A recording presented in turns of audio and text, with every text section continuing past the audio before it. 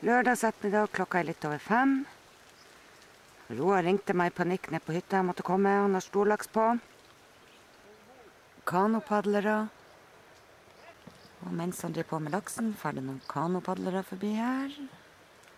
Flom her i elva, så det er ikke bare å få den opp heller. Nå kikker han Roar rundt, han lurer vel på hvordan i all verden skal han få inn den der. Og det lurer jeg jaggu meg opp. Der gjør han klar håven. Ups. Her skal det kjempes. Mann mot mann. Mann mot laks.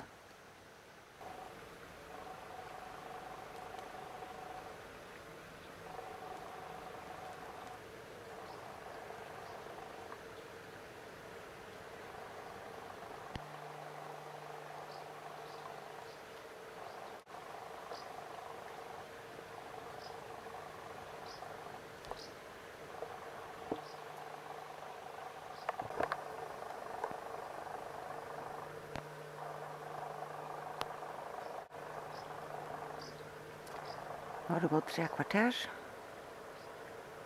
Ennå jobber han med laksen. Skal vi se hva som skjer her. Prøver han kanskje å skal ta den. Det der var ikke lett. Skal vi se hva han får til her. Skal vi se. Stanga legges bort. Prøver med håven.